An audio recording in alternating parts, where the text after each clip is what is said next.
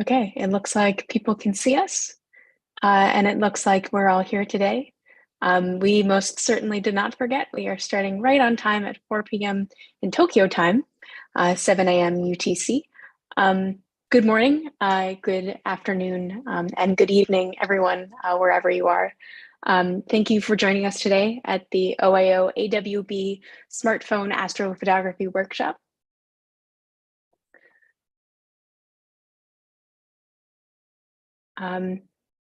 There is some background sound.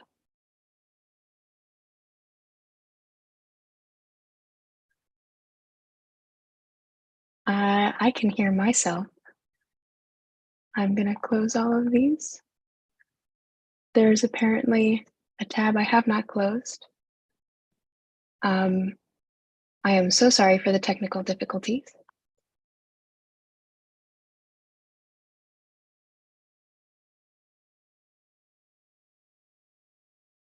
There we go. And I think I found it. Wonderful. Okay, I'm going to go back to sharing the screen, and I hope everything looks okay on our end. Okay, wonderful. Thank you again for putting up with us. We are trying to figure this out with a minimal number of people. So we're really glad that you're all here today. My name is Kelly Blumenthal. I am the Deputy Director of the IAU Office for Astronomy Outreach. We're so excited to share with you this workshop today that was actually collaboratively built by a group of astrophotographers and astronomy communicators. Personally, I am extremely grateful to have had the opportunity to work with these folks. I've learned so much from them, working with them in the last 6 weeks to prepare this workshop. And I'm sure in the next couple of hours, you will learn a whole lot from them too. So before we get to the meat of this workshop, I'd like to just give you a little bit of context and maybe a little bit of an astronomical primer to help you really understand the content of what we do when we do astrophotography. So first, of course, the IAU Office for Astronomy Outreach is celebrating our dark and quiet skies during the month of May. This is a global project aimed at raising awareness about the need to preserve dark and quiet skies. Now, these two elements, this dark and quiet, they go hand in hand, but they're not necessarily the same thing. On the one hand, we have dark sky protection, which arises from light pollution abatement, policy, law, and activism, and that's happening across the electromagnetic spectrum, not just what we can see with our eyes. And then the other part of this, this quiet sky protection, refers to a threat posed by satellite constellation interference. And through this project, we hope that people will learn about the importance of the dark and quiet sky for human culture, for heritage, for human health, and the health of our ecosystems, excuse me. And of course, the importance of dark and quiet skies for astronomy research and for astrophotography. So astrophotography, both looking at images and the actual act of taking a photo of the night sky, gives us a unique perspective on the need for dark and quiet sky preservation. Artificial lights can drown out the dark sky that we're often trying to capture when we're doing astrophotography. And it makes it really difficult to accurately represent the true night sky. And in addition, satellites can interfere with these images too by kind of zooming through our photos. So with all of these competing factors, it can be really difficult to find a true and unobstructed view of the night sky. But having these dark sky experiences and in turn experiencing feelings of awe and feelings of wonder, these can have a huge impact on our mental well-being, as is demonstrated by the IAU Office of Astronomy for Development's flagship program on astronomy for mental health. So in my discussions with these experts that built this workshop for you today, we decided that the first thing everyone should know before doing any kind of astrophotography is just some basic fundamentals of observational astronomy. Now, I'm sure that many of you are very well versed in this topic. So please, feel free to grab yourself a glass of water for the next 5 minutes or so. But this is just to get everybody on the same page. So the first thing, of course, is that the sun rises due east in the morning and sets due west in the evening. Now, a weather app on your phone will let you know when the sun rises and the sun sets really specifically each day. So you can plan your photo shoot accordingly.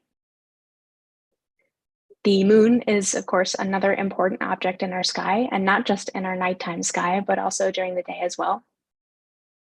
The moon has an irregular surface that has mare, or dark oceans of ancient lava flows, and these bright mountains that we call highlands. It does not produce its own light, but rather reflects sunlight back to us on Earth.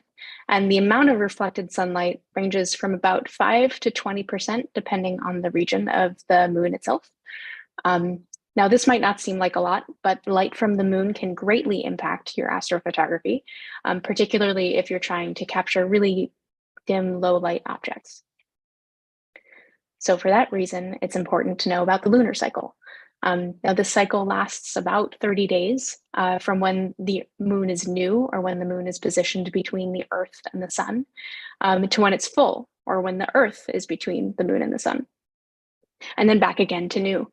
Now, you notice that all of these images were taken at night, but the moon, of course, can be seen during the day for much of its cycle, as evidenced as from the pictures I just showed. And it's good to know what the phase of the moon is in addition to when it rises and sets, and you can find all of that information very easily online. Now, the planets, the moon, and the sun all appear in our night sky on a line called the ecliptic. This corresponds to the average plane of the solar system. Whether or not they're visible in the sky depends on where the planets are in their orbit around the sun with respect to our orbit. And typically, the brightest planets are Mercury, Venus, Mars, Jupiter, and Saturn, though we can often see Uranus and Neptune with the help of binoculars or a small telescope. Now, Mercury is very close to the sun, which makes it kind of difficult to spot. Venus is often very, very bright, but is typically only visible until shortly after sunset or in the early morning before dawn. Now, Mars is very easy to spot. Also, it's got a reddish, kind of orangish color, and it's most interesting to look at when it's in opposition or when it's closest to Earth. Now, Jupiter is also very easy to spot. It's very, very bright, and you can sometimes even see its moons, its Galilean moons nearby. And then finally, Saturn might look a little bit oblong to the naked eye, but through binoculars or small telescope, its rings are highly visible, and that is a really awe-inspiring sight, I think. So all of these phenomena occur in our night sky because the Earth and all of the other planets in our solar system are orbiting the sun. And of course, in turn, the moon is orbiting the Earth. Now, this impacts the exact direction of the sunrise and sunset, and that also depends on where you are with respect to the equator. It also impacts where the moon is in the sky. And of course, because of the Earth's tilt, the seasons will change throughout the year, changing the weather that you experience each night as you try to go out on your photo shoot.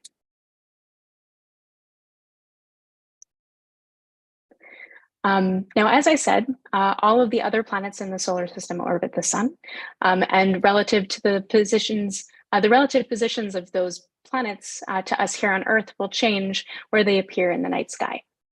And of course, as we go around the sun, the constellations that we can see changes throughout the year. And as we move in our orbit, we encounter different clusters of meteoroids that we see on Earth as meteor showers. So there are several free apps that you can use to help you observe the night sky and get a better sense, a better feel for what the night sky looks like. Stellarium is freely available for Mac and PC, as well as an app for Android phones. This is a really powerful piece of software, and actually it's something that I use quite frequently. For your phone, if you're looking for an app, there's also an app called SkyMap, that's for Android, or Night Sky for iPhones, or Sky Tonight that is available for both. Now, these apps will be incredibly helpful as you plan your astrophotography expedition. And just know that these are just a very small sampling of the probably hundreds that exist out there. It's just a matter of finding something that works for you, that has all of the bells and whistles and features that you're looking for. So now that I've given you a little bit of an introduction, we will dive into our session with Eden Orion, our expert for this afternoon. When he's done, we'll take about a 10-minute break. So you can take some time to digest the information and come back with your questions. So we'll have a Q&A at that point. Now, once you're all out of questions, we will summarize today and kind of conclude today's event. So before I hand it over to our astrophotography expert, I'd like to just quickly introduce Eden Orion to you all. So Eden is an amateur astronomer, a telescope maker, and an artist. He was born in Tel Aviv in Israel in 1962, and says that he still hasn't decided what he wants to do when he grows up. Though he currently works as a webmaster at the University of Haifa in Israel. He lives in Galilee in what he calls a paradise called Coronet, happily married to his partner Ori and a father to Yov, and who's an architect, and Shira, who's an artist. Eden divides his free time between astronomy, building telescopes, holding many observations and lectures to a variety of different audiences, and creating diverse art both individually and in groups. He is the former chairman and is still active in the Mid-Burn Association, the Israeli Burning Man community. And Eden also serves as the Israeli National Coordinator for Astronomers Without Borders, who are our partners in this workshop. So Eden, I'd like to stop sharing my screen and hand it over to you.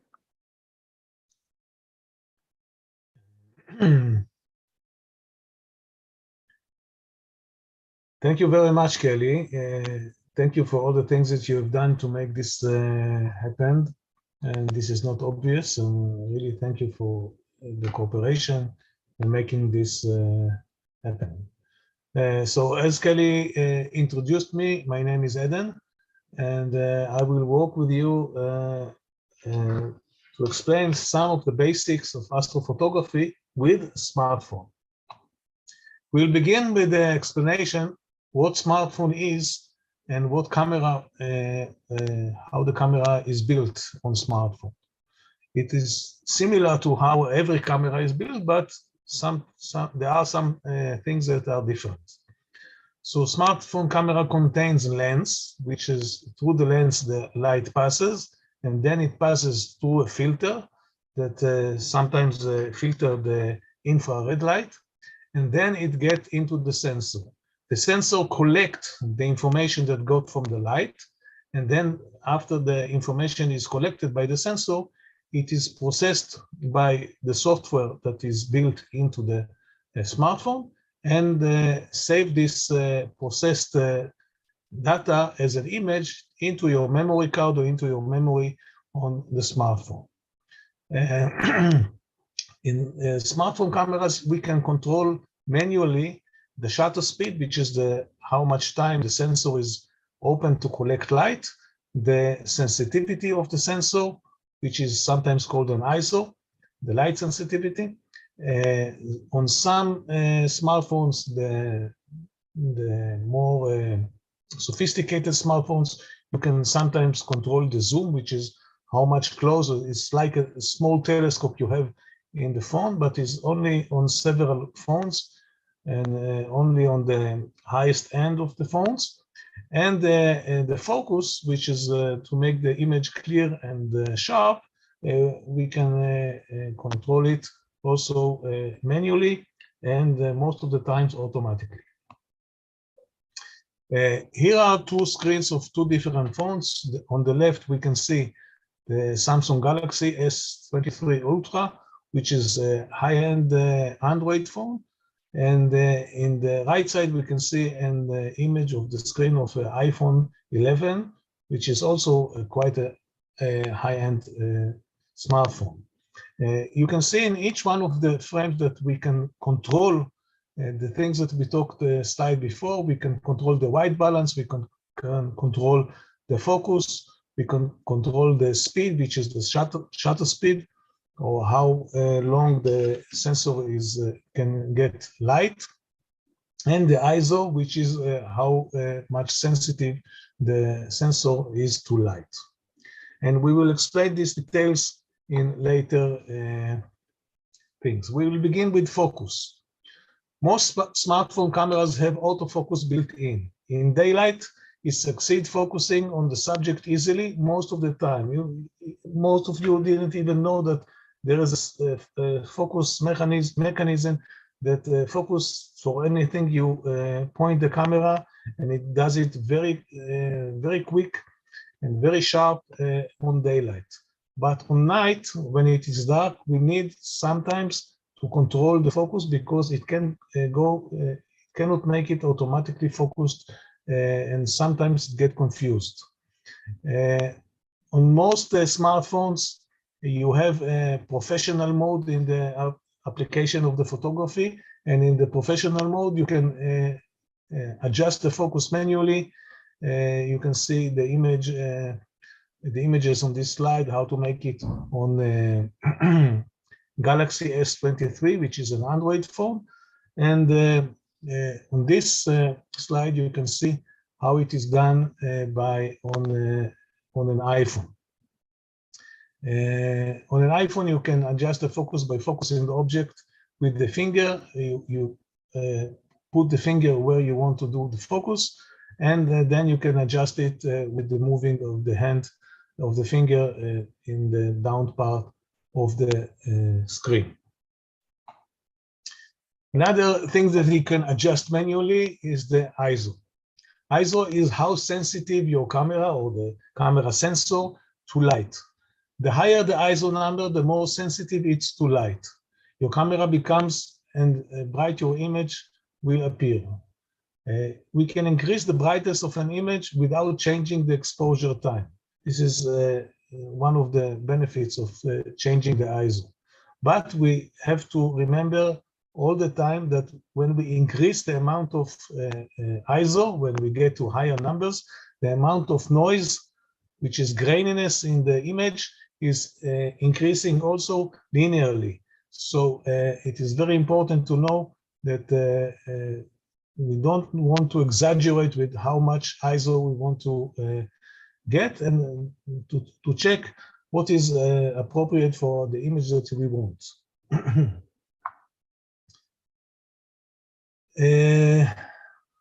This is an amazing image that was done by Jeff Dye, and you can see that the exposure time was 25 seconds. The sensor was open to get light for 25 seconds. It is a lot of time.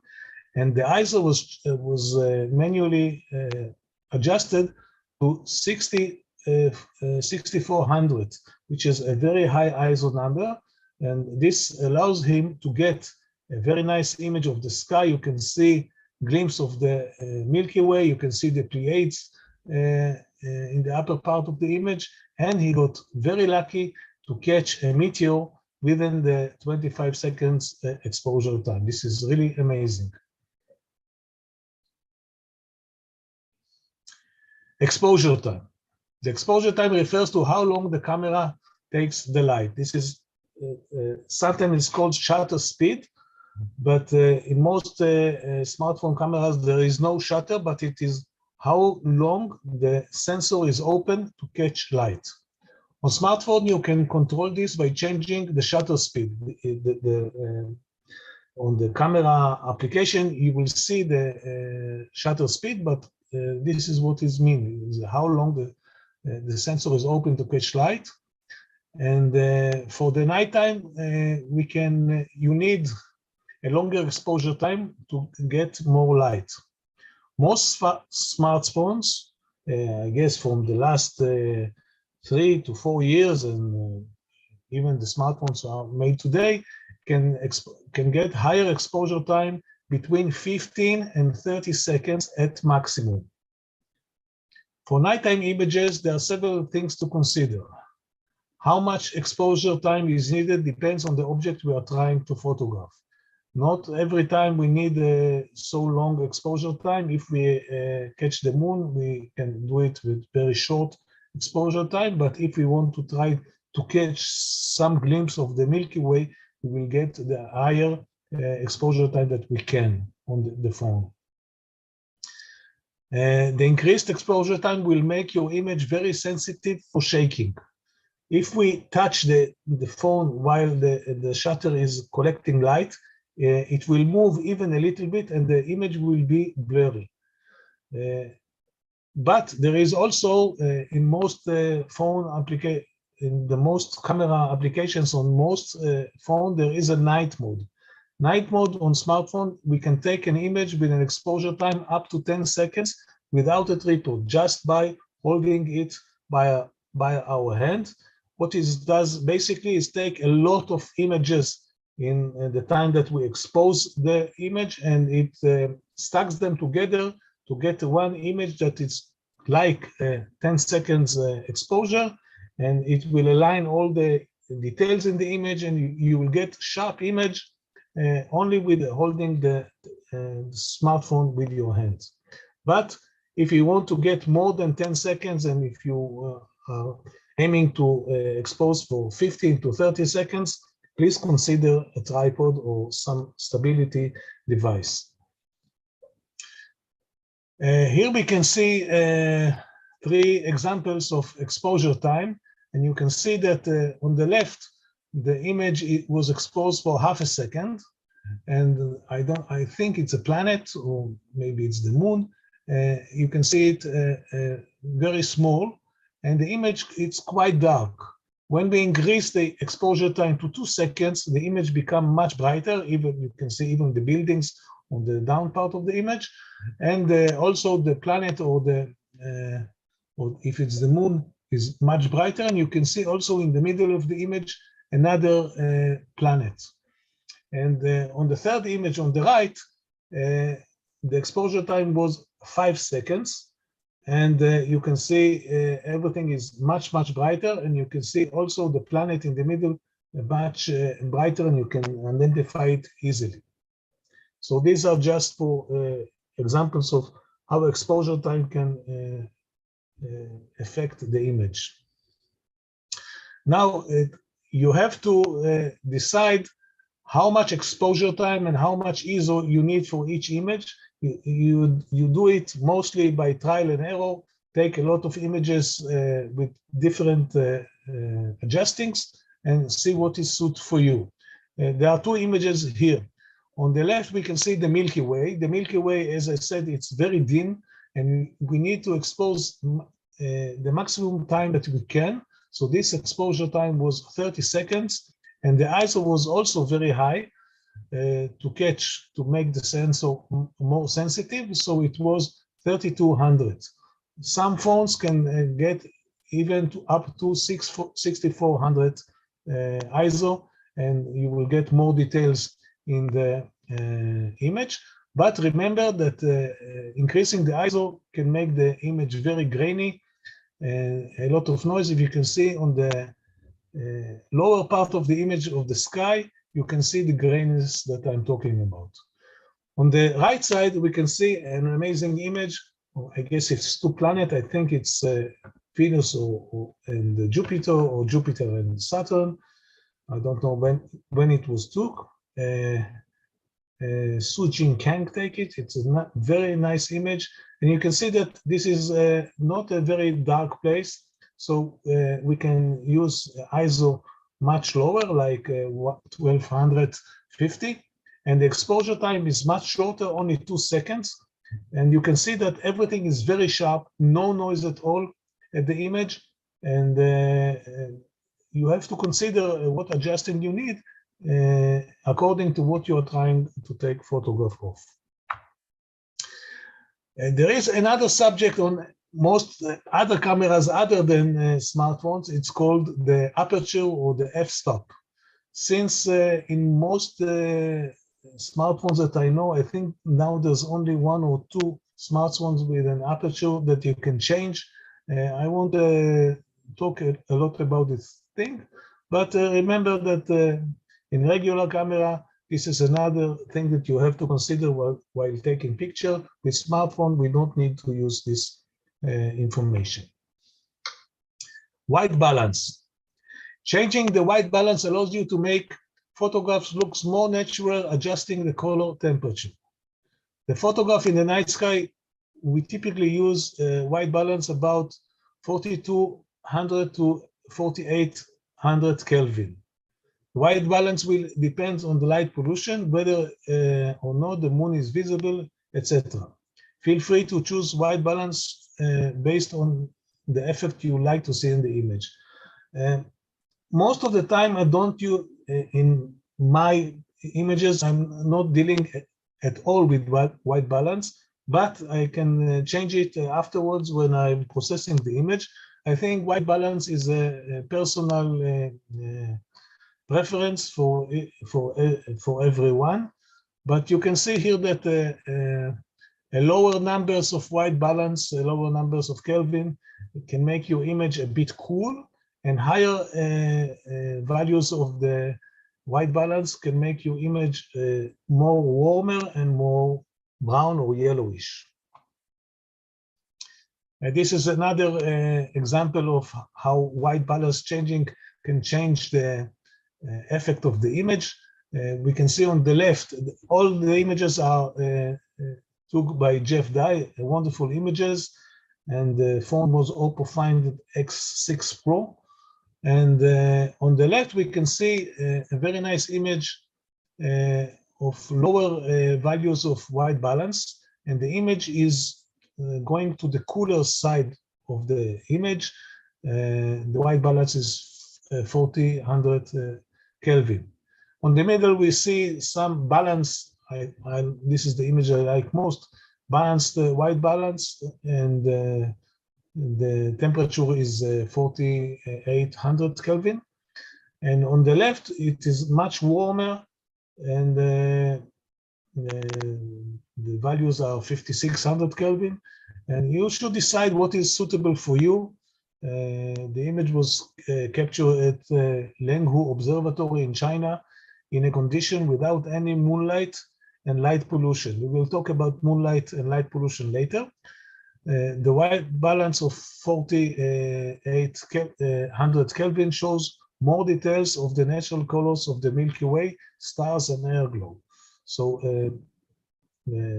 this is a thing that you have to consider when you are adjusting the white balance, and you can also adjust white balance after taking the photo while processing it.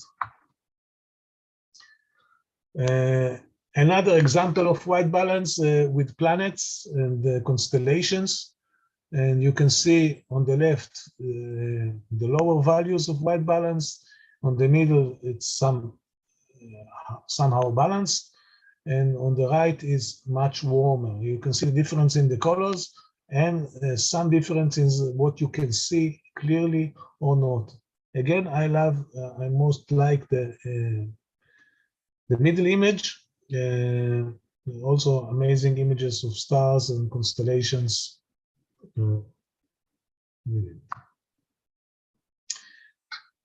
As we said before, touching the telephone while it's taking photographs will make it move even slightly movement, and it will make the image blurry.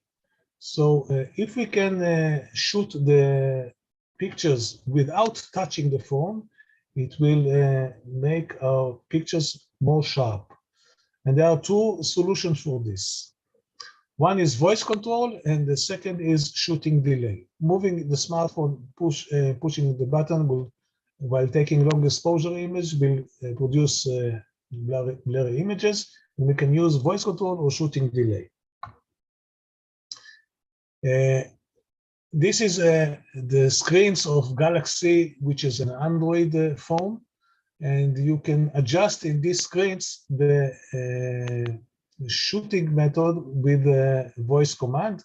We can teach the telephone some words like smile, cheese, shoot, and click, and when the telephone will hear these words, he will shoot the picture without that we will have to touch it while it's aiming to the object that you want to take photo. These are the screens of an iPhone, and in these screens we can also teach the telephone how to react to a word that we will say,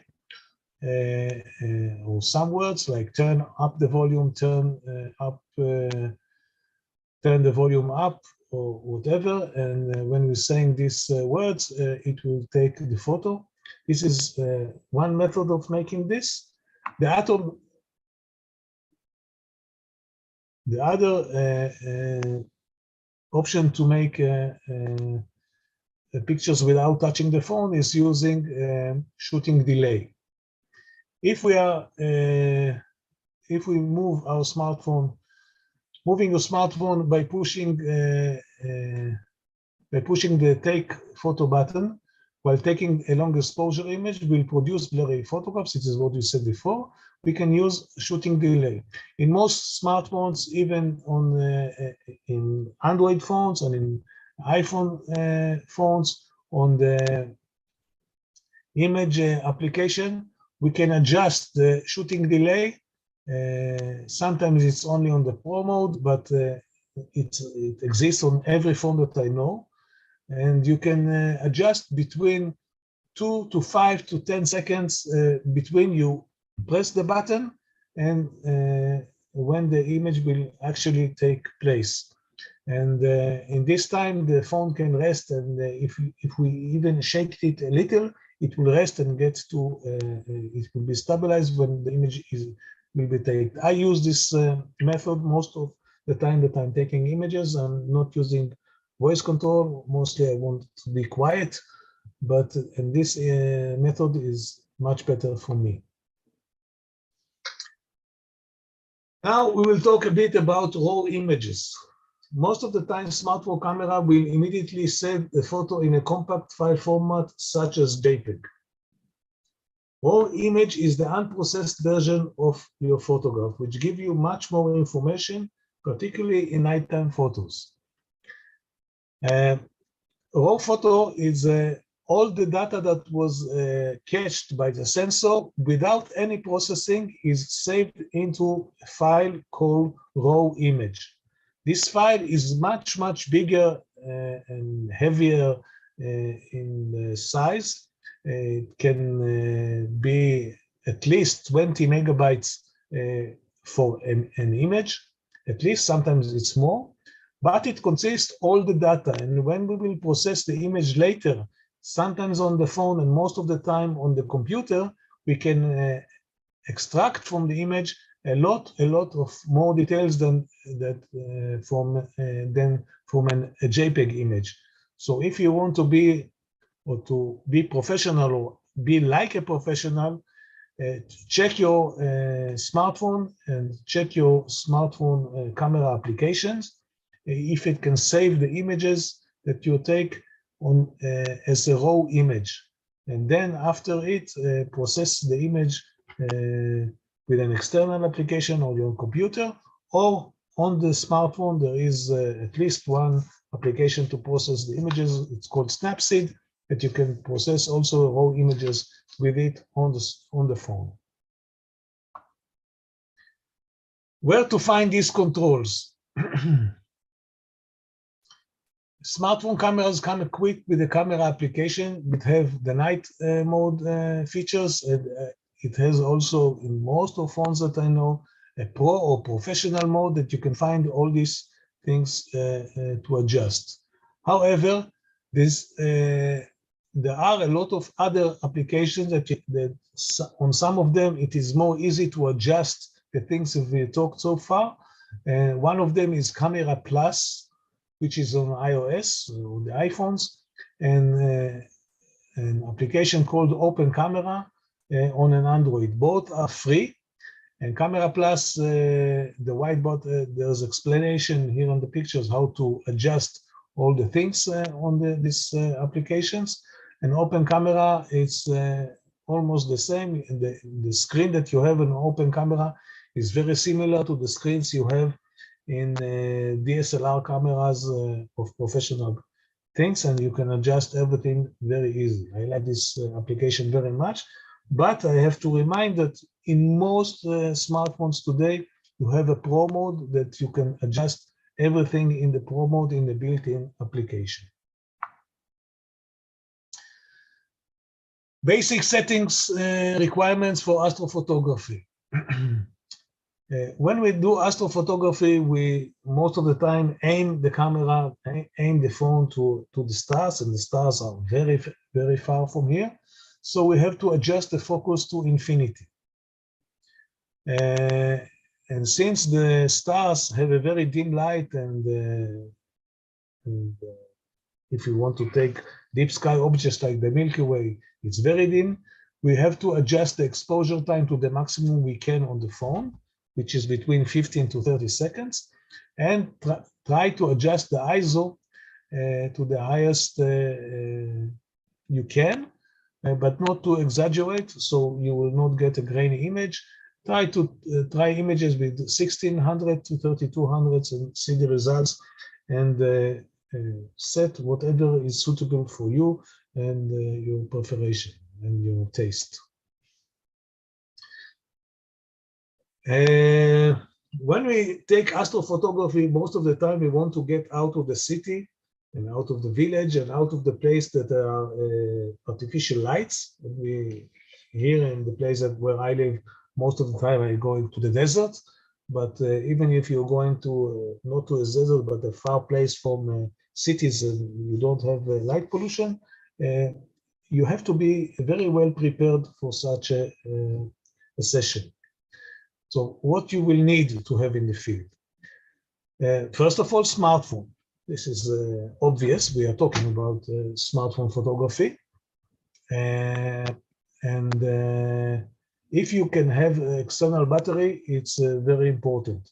We cannot, in most smartphones that I know today, that are manufactured today, we cannot replace the battery, but we can connect an external battery or an external power pack, as it's called sometimes, that will we can operate the smartphone for a long time during all over the night. Most of the far places, even in the deserts, when it's warm summer or hot summer, when it's night, even in the desert can be very cold. Take with you warm clothes, because you will not move too much and your body can get cold, and protect your body. And even if you won't use this cloth and it will stay in the car, it's okay, but it will be very pity if you don't have this when you are really cold. Some of the places you want to take photographs are nature reservoirs, or some of them have a connection to an army or security places or whatever. And please remember that you have to get an appropriate permission when for the place you want to shoot.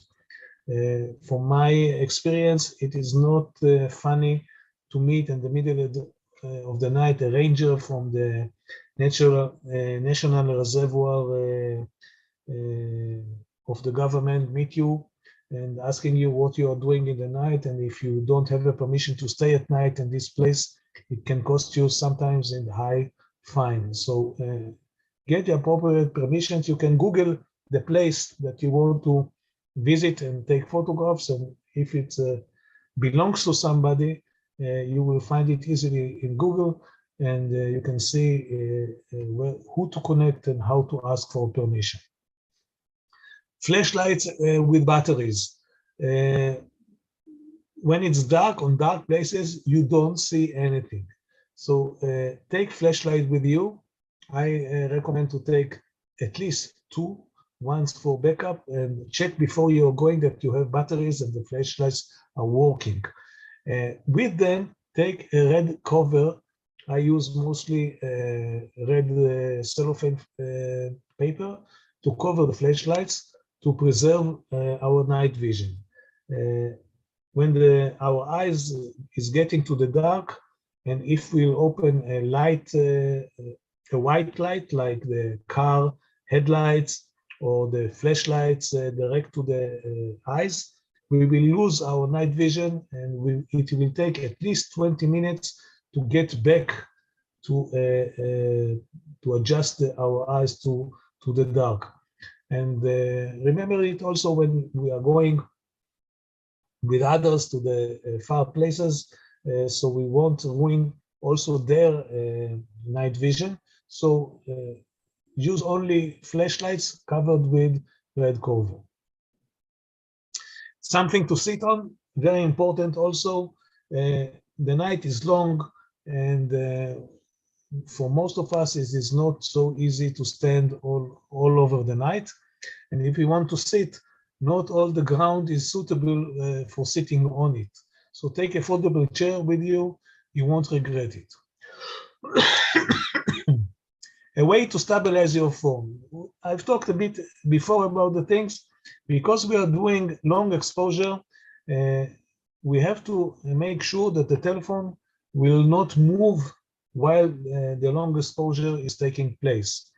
So there are commercial solutions for this, like tripod and smartphones adapters for tripods, and this is the commercial solutions. But if you will Google how to stabilize your smartphone, you will find hundreds of solutions how to stabilize your phone with long exposures.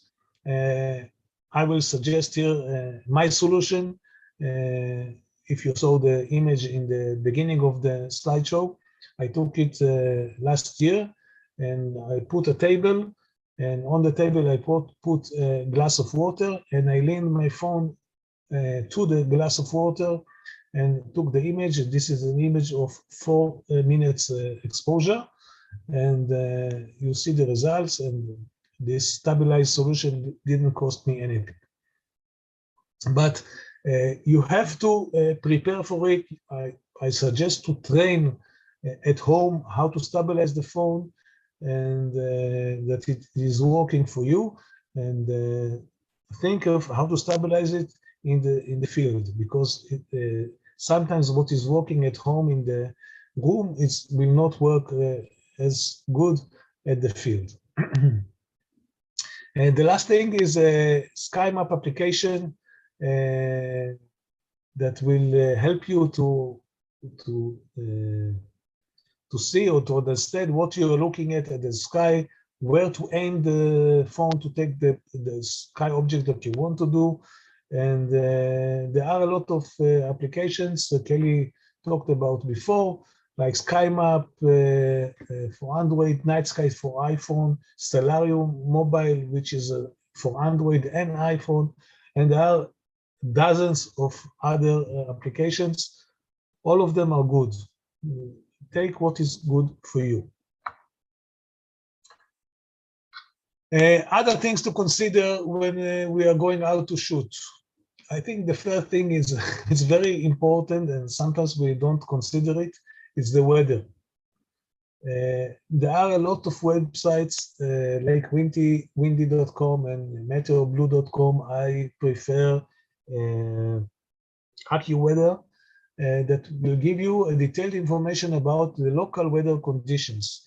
You can type even the name of the village you are near, or the name of the small town you are near, and it will give you the exact weather conditions, even the humidity condition, and the sunrise times, sunset times, moonrise times, moonset times. You can know everything with this application. You can do it. You don't have to do it on the day you are out already. Do it a day or two before, and you will know whatever you want to know about the thing. Other very important thing is to what does your shooting location look like? What might be in the frame? If you have some other people that have been in this place, in this location, look at the pictures and try to identify what object you want to take within the sky and a terrestrial object. If you can use even Google Earth. Most of the planet is covered there, and you can prepare also where to look in the location that you want to go. Also consider the light pollution of where we are going to shoot. You can investigate how much light pollution is at your location with the website www.lightpollutionmap.info. It's a very good website, and you can see the global light pollution map, and you can zoom there even up to the nearest village or nearest place that you are going to shoot, even if you type your location numerically. The light pollution have a scale, it's called Bortle scale, and this information application map can help you understand the light pollution statistics and what is best for you to get placed. Please remember that to get to a Bortle 1 place, in most of the places on the planet, you have to drive quite far for this, but you can get even nice images with Bortle 3, 4, or even 5. How you are going to set up your photo shoot? It is best to get them before sunset. Really, I think for security reasons, also to get a good pictures, I think this is the best recommendation. For every observation I go out, for every observation, I get to the location at least 2 hours before sunset. So I can know where to park the car, that it will not disturb me and disturb others. I can see the object that I want, the terrestrial object that I want to take within my pictures, and I can plan where everything in the sky will rise and set on times. I can see where and how to walk by night, because sometimes it will be so dark that you cannot see really anything.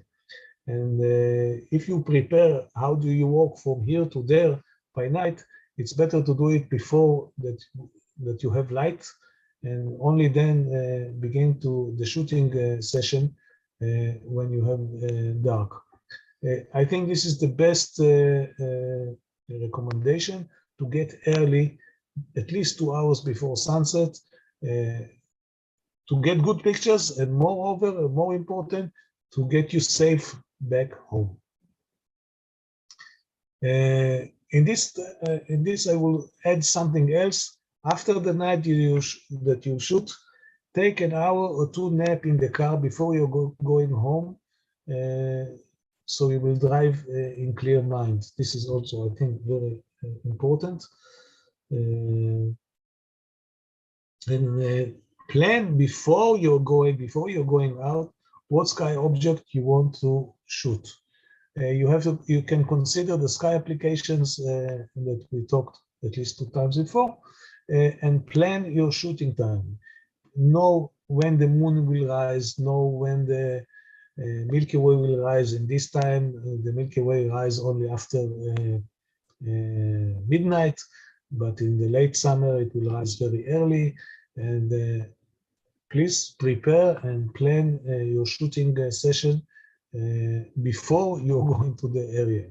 Remember that in far places, which is dark, most of the time you don't have communication from the phone, and you cannot use the phone to get the information you need. So prepare everything before. Some guidelines for a good pictures. Pick sky object and terrestrial object. I think this is important. There are amazing images of the sky object. Because there's no terrestrial object within the image, we cannot scale them and understand how big it is. And I'm trying to catch in every image that I'm taking of the sky some terrestrial object to get the real scale and the beauty of the hugeness of the sky. Consider the rule of third. Rule of third, well, nobody will kill you if you not obey this rule, but it's a good rule to make a nice composition that is pleasant to the eye, and to make the subject of the image near the point where the thirds of the image are colliding. You can find a lot of explanation about the rule of thirds in a lot of YouTube movies. So if you don't know this rule, try to watch these movies to explain how to prepare your image. You should consider what focus you want to do. If you are with the sky photographing a terrestrial object which is close to you, consider to make the focus on the object or on the sky. Depends on your taste and what you want to get in the image. Also plan how you want to hold the phone, and also how do you want to stabilize it. Will it stand horizontally or vertically? And again, plan and train before you're going to the area how to stabilize your phone. The image is amazing image, is a panorama image of the Milky Way by Jeff Dye. This is really an amazing image, one of the best I ever saw of the Milky Way, especially when it was done with a smartphone. Now some examples of objects that we can take with our camera. First of all, the moon. The moon, we can zoom to enlarge the moon as much as our phone can allow. Most of smartphones, when we are zooming, we are not zooming really, we are just enlarging the image, and the image will be a bit blurry. On some phones, there is a zoom lens or something equivalent like a periscope lens that it is like a real telescope, and we can really zoom and see more details of the moon. And on some smartphones like Galaxy or S20, 21, 22, 23, there is also an artificial intelligence technology that can enhance the details and bringing details from the internet to enhance the image of the moon. The moon is quite bright, and the autofocus will work most of the times. I don't think you need a manual focus when we're taking images of the moon. Conjunction. These images I like very much. This is a really nice image of two planets, and you can see other stars behind them. We can use only night mode. We don't need to adjust anything manually. We can just use the phone night mode to automatically take the photo of the sky. It will automatically choose between 3 and 5 seconds and takes several pictures vertically, horizontally, and make your composition to get the image as you want. This is a really nice image. Milky Way. Milky Way is the cherry on the whipped cream on the cake of astrophotography. And before we'll take into details, I'm going to say it is not easy to get it good on your first try. But if you will continue and take more trials, you will get very nice images like this image by Jeff Dye. Because the Milky Way is quite dim, use ISO higher that you can, between 3200 to 6400. Exposure time maximum you can, here is 30 seconds. Focus, there are stars in the Milky Way, they are much far from here, so focus should be infinity. In white balance, depends on your perforation. This image was taken with 4200 Kelvin. Use the same settings for Milky Way and also constellations of stars. These settings are suggestion. I encourage you to try as many trials that you want and find what is suitable for your taste and for your preferences. Consider that moonlight can disturb, and do not try to take Milky Way images while it's full moon. It's hard, up to impossible. And also light pollution. I don't think you can take an image of the Milky Way within the city. Star trails. Star trails is a very long exposure image, and most of the time it's stacking a lot of images.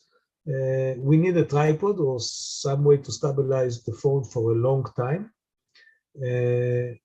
In several smartphones that I know, maybe more than several, maybe for every one of them, there's a special application or special mode in the built-in application of the camera that allows you to take star trails. What is do? It is capturing 15 to 30 seconds images, a lot of images, up to 30 to 60 minutes. And in this image, also amazing image by Jeff Dye, the phone was aimed to the Polaris. We can see in the middle of the circles, Polaris, the North Star. And I think there is also, he caught meteor on the left side of the image, which is also very nice. Very good recommendation is to put the phone on airplane mode so nobody will disturb you while you're taking this thing. If your phone doesn't have a star trail mode, you can use free software like StarStax or Deep Sky photography application that you can program the phone to take pictures of 15 to 30 seconds exposure up to how much minutes that you want, but try between 30 to 60 minutes, and then stack them together with on your computer with software like StarStax. Meteor shower. Meteor shower occurs occasionally, depending on the storm. There are two big or known meteor showers a year. One called the Perseids, which is on 12th of August, and the other one is called Geminis, which is on 14th of December. There are also other meteor showers, even every month, but these are the big two. And shooting meteors, it's mainly an issue of luck. You have to set the camera to higher ISO and a lot of higher exposure time, the higher that you can, between 15 to 30 seconds, and take as many images that you want. If you are lucky, you will get in one of them, or maybe two or three, you will get a meteor within the image.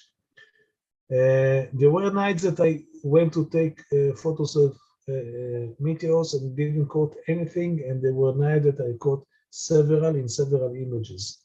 Star trails are, you can, in most star trails, if you are taking star trails within a meteor shower date, you will get a meteor within your star trail image.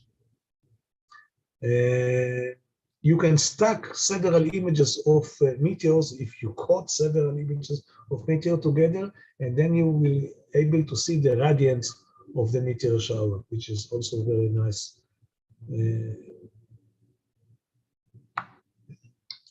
Aurora. If you are living or going to such place when you can see the aurora, which is the northern part of the planet, and maybe also the southern part of the planet, you can take amazing images. I think this is one of the nicest things a person can see in his life. This is a very nice image by Jeff Dye, and you can see that here we need also to set the ISO for higher values. The exposure time should be long. This image was 20 seconds because this is far something in the atmosphere of the planet. So the focus should be at infinity, and white balance depends on your taste. I think this is a number that balanced white balance 4200 Kelvin. Lunar eclipse and solar eclipse. Lunar eclipse please consider your sky application where there's a lunar eclipse will occur, and if you can see it from your area.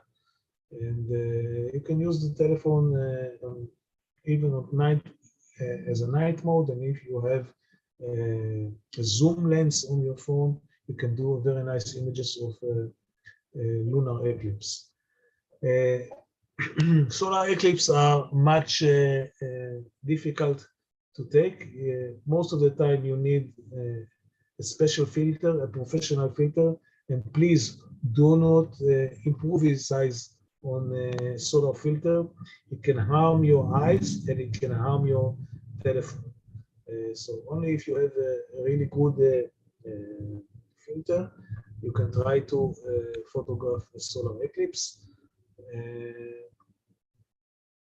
Most of the solar eclipse that I know, pictures that I know, the good ones were taken with smartphones. Was done when the smartphone was put on a telescope. But try, if you have a small zoom lens in the smartphone and you have a good filter, try to make it without it. But remember, do not try to look to the sun or photograph the sun without an appropriate filter. Time-lapse, I think that this movie, I cannot see it on my computer, I don't know why, but I explain what is time-lapse. Time-lapse is taking a lot of images of the same place or the same image, but because the sky are moving, because our planet is turning around itself, and we don't feel it, we feel that the sky is moving. So if you take for 1 hour, 2 hours, or 3 hours, the same image from the same place that we are standing, and then we'll take these old images and try to project them one after another, we will see little movie, and we'll see most of the time we see the Milky Way rising or setting, or planets are moving. And again, it's a very nice experiment to do. And some smartphone has the ability to do this with the built-in camera app. I use a Xiaomi Redmi phone, very regular phone, and the built-in camera app can make this very easy.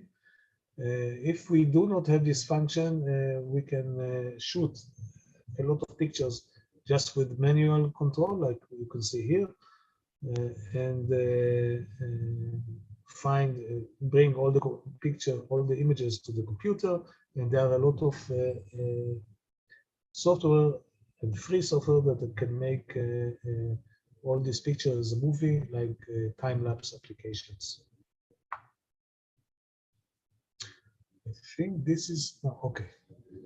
Taking a photo of panorama. We saw before this panorama by Jeff Dye. It's an amazing thing. But this is also a thing that you can do. You have to connect your phone to a tripod or something, or that will put the phone in the same place, but you can turn it to see a very wide angle, or something between 120, 180 degrees. And to capture an image like this, a full arc of the Milky Way, you need to build a panorama. This is to take several images, and every image you have to take with the same adjustments. So do not change the adjustments. And please know that every other image should cover at least 30% of the area of the image before. So after you took all the images, use a software. There are Panorama 360, PT GUI, and there are a lot of other software. There is also a possibility to do it by Photoshop in most of its versions, to stitch all the pictures together and to get a very nice result. It's a very nice experiment to do, and you can get amazing things that we saw before. Some pro tips, professional tips. Select the highest ISO that does not produce graininess to the selected exposure speed. For exposure longer than 1 second, try to use tripod or some way to stabilize your phone, and also use the voice control or delaying, so the phone will not move while you're taking the pictures. With modern smartphone, a single 10 seconds exposure at ISO 800 is usually sufficient to capture all naked eye stars. So if you want to see the stars you can see with your eyes, these settings will make you a very nice image. Photographing the unfiltered sun is not recommended, and I will add, it is dangerous. Dangerous to avoid damaging the exposure sensor and your eyes. So first of all, do not look at the sun directly, never, never. And if you want to damage your sensor and your camera, do it, but I recommend to buy or to find a professional solar filter. Do not use anything that is not a professional solar filter. This is very dangerous for your eyes and for your camera sensor. Always do a Google search of your smartphone model and specific camera application to understand how they work, how to activate low light modes and settings. There are a lot of YouTube tutorials, hundreds, maybe thousands of them, and you can find the tutorials for most of phone model and phone manufacturer, how to take night sky images. Interesting daytime photos can include the rising sun over particular landmark. I like to take sunrise images a lot. You can see it in the beginning of this presentation. I go every day to a walk of about 5 kilometers, and I like very much to see the sunrise. And if it's nice, to my opinion, I'm taking a picture of it. Some useful applications that will help you. If you have an Android smartphone, there are some Google camera variants. Let me explain a bit about this. The company of Google have a smartphone of themselves. It's called Pixel smartphone. The Pixel smartphone has the best camera application on the planet, to my opinion. Now, there is a possibility to take a variant of this phone camera application and to put it on other Android camera smartphones. You can do it with two applications. One is called Gcamato and the other called Gcamatic. You can find both of them in the application store of Android, and within them to find the appropriate variants for your model of Android and to install the things. This application, what is doing is can take images of the night sky with exposure time up to 4 minutes. This is amazing. And what it's doing is taking several images, most of them 15 seconds exposure, and stack them together and doing everything automatically. If you have an Android phone, try to use this thing, it's very good. Deep sky camera is also very good applications to make multiple images for stacking later, like star trails, like meteor nights, and things like this. On an iPhone, first of all, I don't have an iPhone, so I don't know too much about free applications on the phone. But if we took several images and we want to stack them afterwards on the computer, we can use software on the computer like StarStax or Sequator. Post-processing.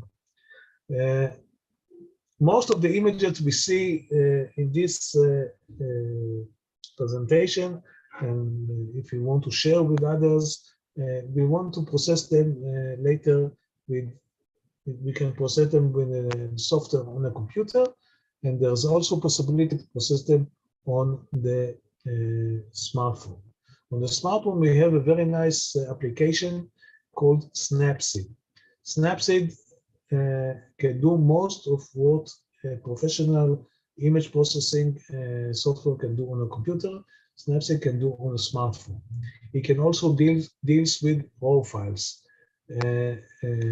After you deal with the raw file and adjust it whatever you want, you can open it and go and do some things like cropping the image, making curves, and make sharpness, make the image sharper, and also use HDRscape, which will output from the image the high definition range of colors, and you will get very nice images from your phone after processing it with Snapseed.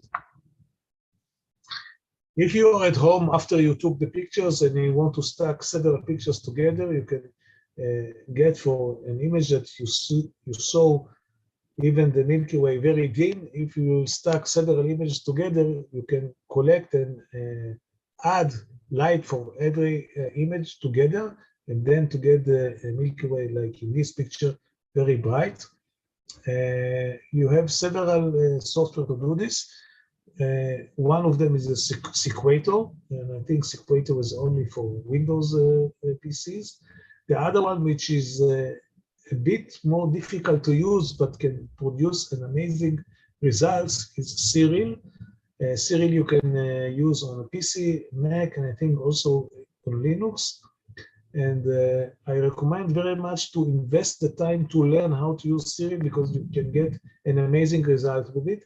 There are a lot of manuals and guides how to use both of these software.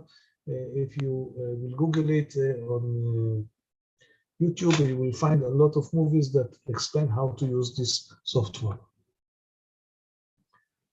Here are some examples of people that were involved in making this workshop.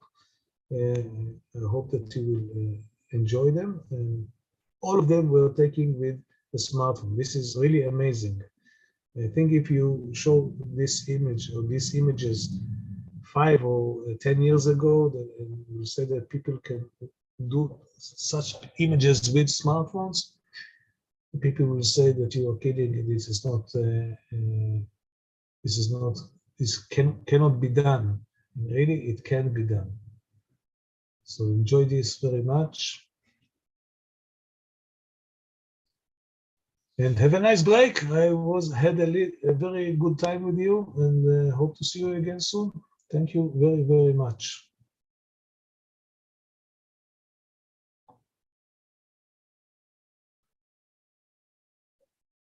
Thank you so much, Eden. So we are going to go ahead and take a 5-minute, 10-minute break. So whatever time zone you're in, come back 10 minutes from now, and we will go into a Q&A. We've gathered a few questions that people have put in the chat, but please think through everything you've just heard, and we will come back and answer your questions. So take some time, grab some water, and come on back. Thanks. Okay.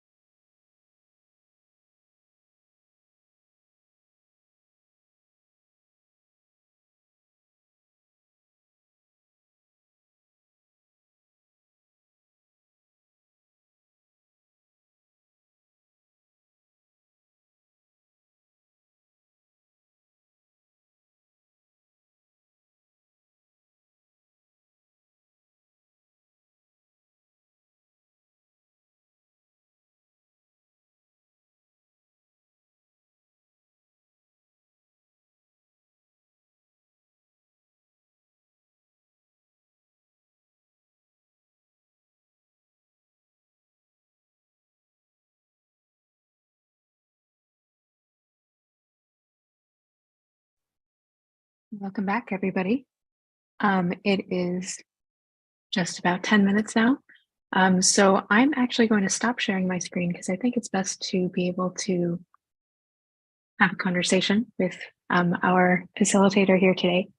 So I'm sure lots of you, as you come back, you're thinking about questions and like to put them in the chat. So we'll give you some time to do that. And I'll ask my own question, which is very simple. It's just, how did you get into astrophotography? And really, specifically, what about astrophotography with your phone?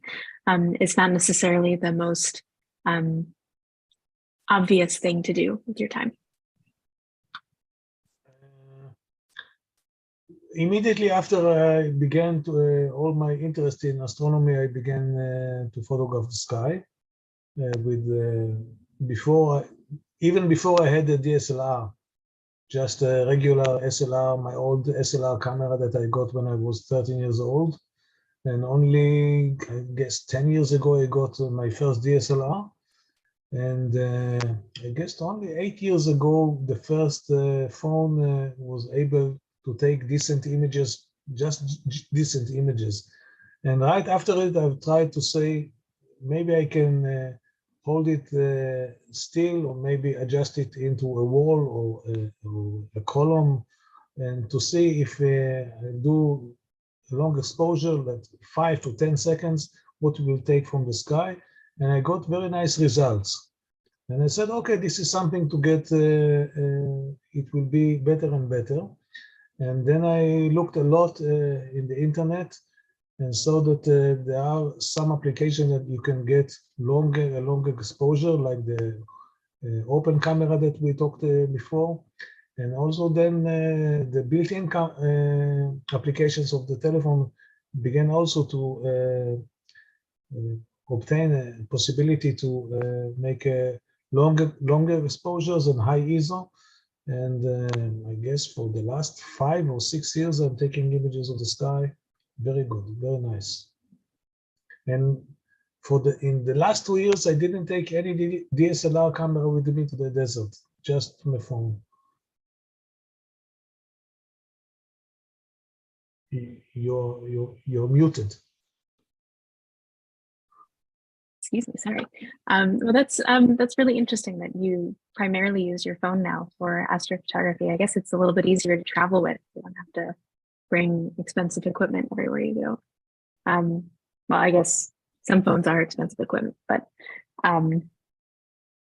so without naming a specific brand or anything like that, what are the best qualities that people should look for in phones if they plan to use them for astrophotography?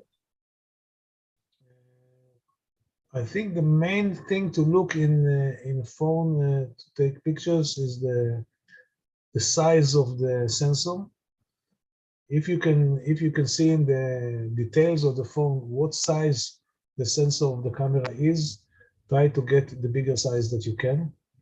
There are now some smartphones who have a 1-inch sensor, which is the best. And I'm not saying any manufacturer or any brand, but look for the largest sensor you can get.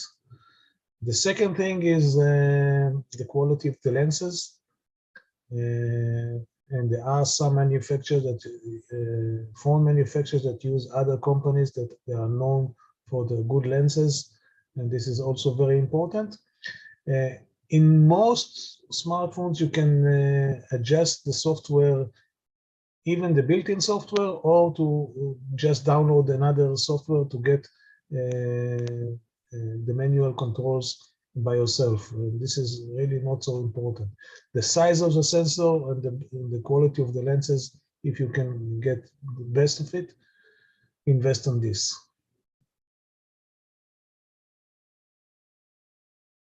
Again, you're muted. Yes, I'm muted. Sorry about that. So on the flip side of that, what if the phone that they already have doesn't quite meet those high expectations and specifications? What can people do to kind of get around technological hurdles? I have a rule in my life that I won't invest on smartphone more than $300. So I'm not going into the high end, never. and but you can install first of all an external camera application like the open camera that we said, and if you have an Android phone, try to install any GCam variant on your phone. You will get images like very high-end phones with a fraction of the price. And I installed GCam on my oldest phone almost 6 years ago, and I got very nice results.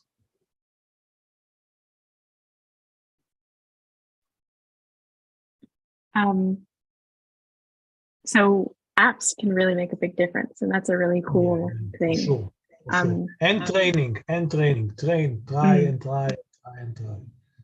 Yeah. Like so sports. how You won't get into results without training. How long did it take for you to really start getting the hang of all of this? You know, all this trying, all the practicing. Years. Years. It is nothing is coming well on the first try. A lot of hours of watching YouTube videos, and then I'm going to the desert sometime between 4 to 6 times a year, and there are sometimes that I'm coming back without good results, and there are sometimes that I'm coming back with very good results, and you have to prepare mentally that not every time you will get what you want. And that's even time. Still, right? What, again? That's even still, like, you know, after years and years of doing this regularly, you still have photo shoots when it doesn't go the way that you want it to. Yeah. It's like sport. It's really very parallel to sport. But if you are training, and I recommend to train all the equipment and all the techniques at home before going to the field, and then most of the time you will succeed. So what would be like a good training exercise? Train on how to stabilize the phone. This is the most important thing. If you want to tie it by rubbers to the tripod or to anything else, or try to see how long it can stay stable when you're doing long exposures, and let the light out in the room and try to see what happens if you do a long exposure, even at home with dark room, and to see the results and find what is suitable for you, and how to get to the adjustments of the ISO and the speed and the focus, that you don't need to learn on this in the field, because you won't have any connection to where to learn from.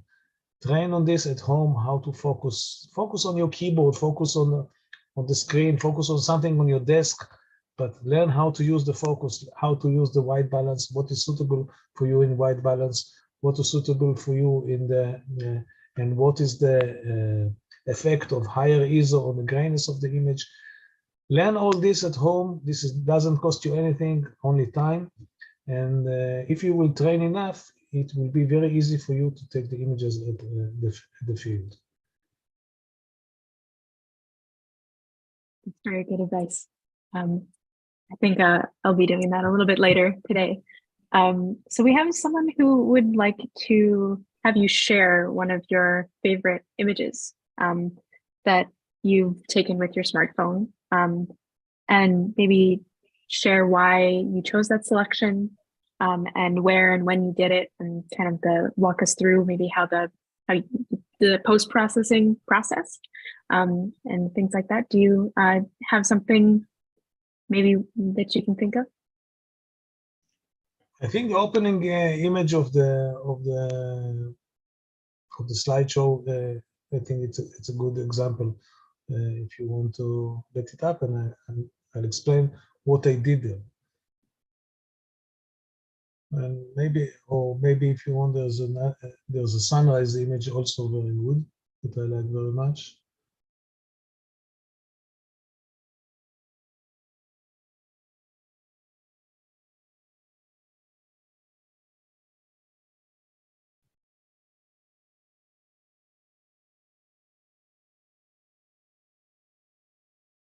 Okay, this image, this is okay. So as I'm talking about the left image, I took it near the place that I live. I go every day to walk in this place, and this is a walk of about 5 kilometers, and I do it in the morning. And I can see most mornings the sun come up over the mountains and rise.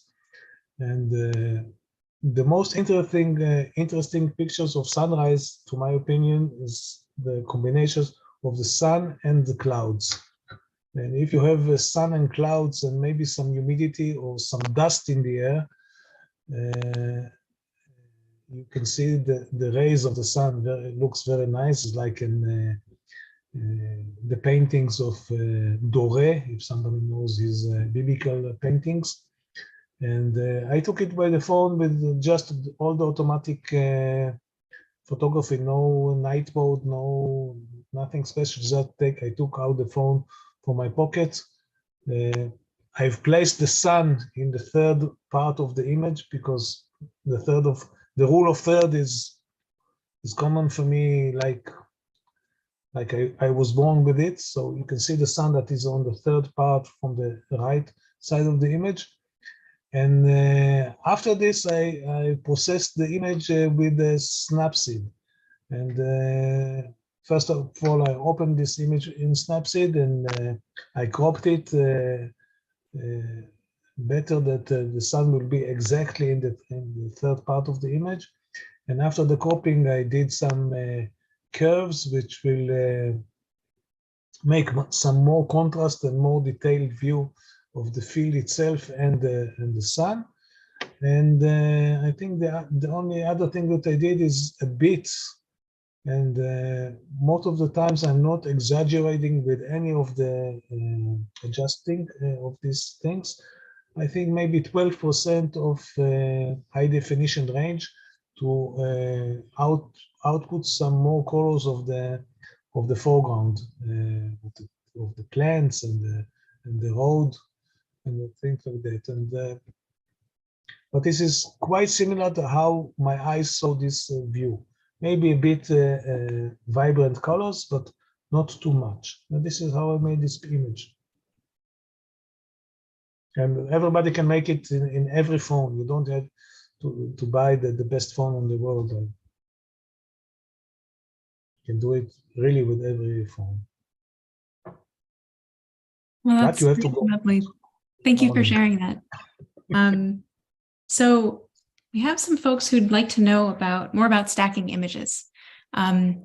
Maybe a little bit different from the image that you just shared, but definitely something that I'm sure you've done before. But you mentioned it in the talk that you gave about stacking images on your computer. But is there any way to do that with your phone? Is there like an app that you can use to do that?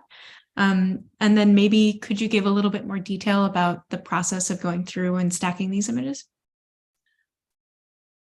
There are two parts for the answer of these questions. First of all, stacking on the smartphone, this is the holy grail. I know a lot of people asking for this, and as I know, there are also some people that I really know them that are working and trying to make this happen on smartphone. If I talk again about the GCAM application, the GCAM application do stacking automatically. This allows you to take images up to 4 minutes of exposure time, and what it does really taking, I think 16 images of 15 seconds each, and then it stack them together and align them together so the stars will be one upon the other, no near the other. You get amazing images, but I think this is the only application at the moment that do stacking on smartphones. If you want to do stacking on your computer, there are really a lot of possibilities to do it. But you ask about smartphones, and smartphones, I think in the next year or even this year, we will see at least one solution for this. That's interesting. I didn't realize it was such a hot topic. But that's great to know. Thank you.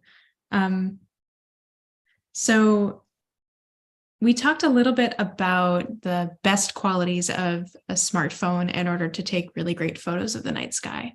And you mentioned the size of the sensor as being probably the most important thing that people should look for. But is there like a minimum number of megapixels or resolution of the sensor that really can't capture the night sky? I don't think there's a number of minimum because most of the smartphones, even the cheapest one, can now take pictures of 50 megapixels at least. But this is not really a 50 megabyte pixels. They are binding together close pixels, and all the images in the end are about 12 megapixels at the end. So even a camera that of a cheap phone that is 108 megapixels is not really 108 megapixels. In the end, it will be 12 megapixels image. So it really doesn't matter. If you can take in the cameras that have more pixels in the camera, they say you can take an extra mode, a special mode that can take the real pixels of the camera image. The image is not so, it's not better than a regular 12 megapixels image. So in the end, the size of the sensor, this is what important. And if there's no option to control the size of the sensor, so any 12 megapixels camera will make good images. And if you are using a good application like Gcam or like open camera or something like this, you can get very nice images even from an old smartphone. Now, you also mentioned a bunch of, or rather that there are a lot of YouTube videos for people to learn about their smartphone camera and everything that's associated with it. Do you have any favorite channels that you like watching that you can maybe give a shout out to? Not in my memory. I don't remember the names of the people, but there are really a lot. I just typing smartphone astrophotography or a model of the smartphone and astrophotography, and what comes up is okay. For the open or for the open source applications for the smartphones or for the cheap smartphones, most of the movies come from India. And even though it's sometimes a bit strange for me, the English, I have the subtitles very easy and can read it. And these videos are very helpful. And also there are people that dealing with the highest end smartphones and the results. But since I don't have, this is some ideologic at my side not to buy the highest end, I prefer to know how to do the things with a regular smartphone, and I don't have in mind something special, but just look for the model of your phone in astrophotography or just smartphone astrophotography, and you find an ocean of movies that you'll find whatever you like. I'm sure there's also a lot of, like written word resources out there as well. Maybe it's very important to mention here the Book of Stan. Yeah. It's an amazing book. I know that most of my friends here downloaded it and learned from it about how astrophotography is made and how you can do the best smartphone astrophotography with really every phone. I think this is very important to maybe give a link to the book or announce on the book, because this is really, I think, maybe the best source for beginning with this thing. Yeah, absolutely. So I will say that if folks joined us from an Eventbrite link, then I have your email, so I will send you a resource guide that has all of the information that was taken or that was gone over in this workshop, and presented in a written format with some extra resources, including this book from Sten Odenwald, who also helped to create this workshop. So it'll have that, these slides, and then a number of other resources as well. So if you have the time and ability, please sign up on the Eventbrite link to make sure that I have your email so that I can send you this, I think, what would be a pretty cool resource. So I think we have time for maybe one more question, if that's okay. So I think we'll get to this actually in my wrap up, but I wanted to get your opinion on this, namely about using astrophotography images and astrophotography images from a smartphone for astronomical research. Now, I know you do a lot of amateur astronomy. Do you have any thoughts about this? Not too many. I think what can be done, and I think people are doing it, at least here in Israel, is dealing with meteor showers. You can do very nice monitoring of the meteor showers with smartphone, as you do with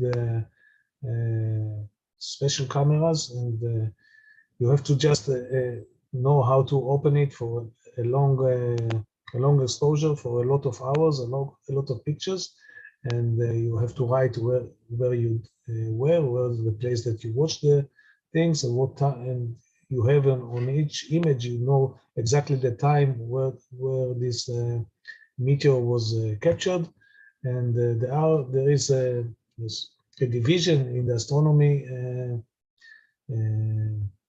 Association of Israel. There's a division for meteors, and they collect all this information.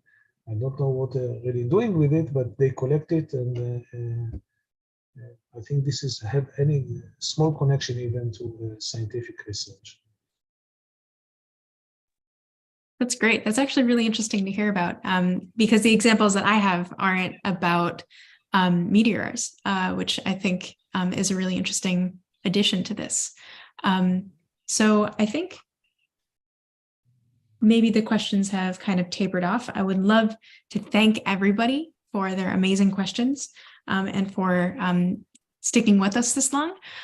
So what I'm going to do is I'm just going to run through some slides very quickly to kind of round us off and set you on your way. So thank you, Eden, for joining us. And I will share my screen, and then we can get on with our days. Great.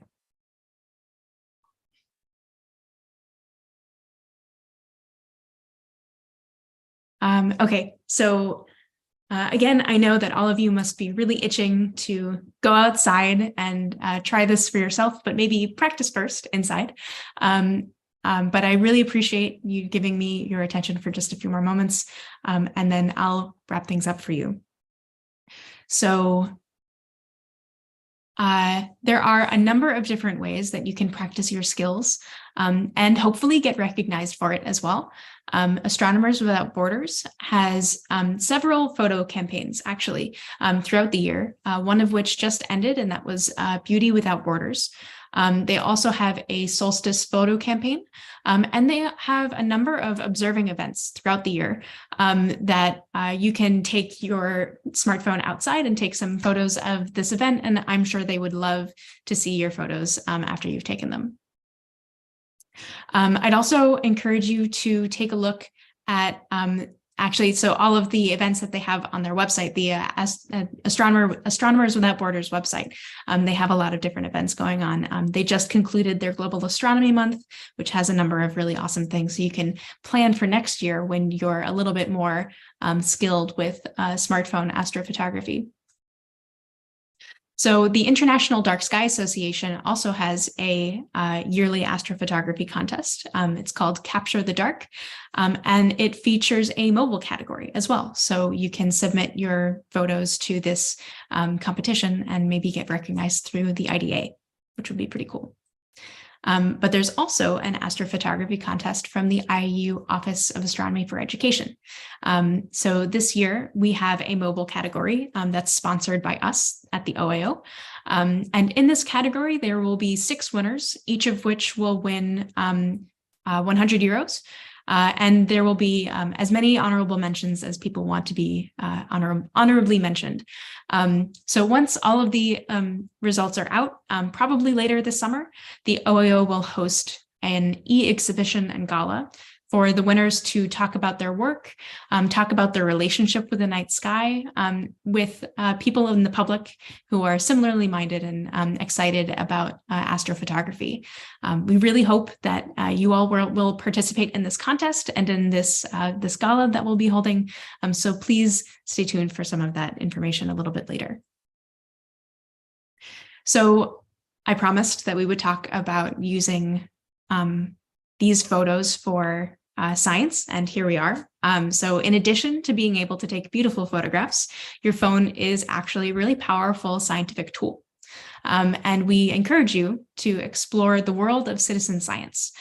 So as an example, there's Globe at Night, the Night Sky Light Pollution Project, which gathers light pollution data from around the world to understand how light pollution is changing and how we are affecting light pollution and our ability to see the night sky. Another citizen science project that you could get involved in is called Satellite Streak Watcher, and that aims to understand how the growing number of satellites in space impacts the viewing conditions here on Earth, and various different things that are implied from that.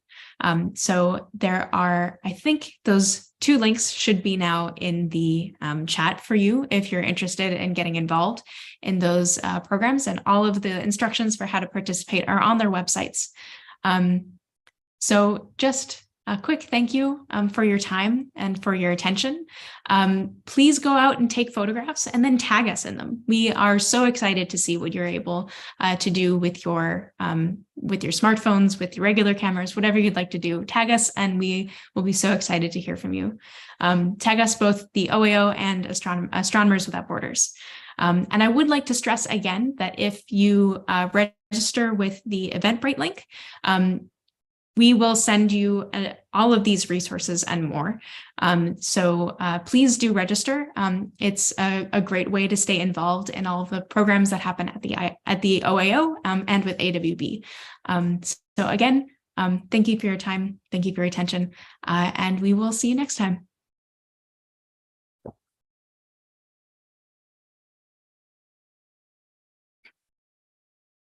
And thank you, Eden, for all your work. And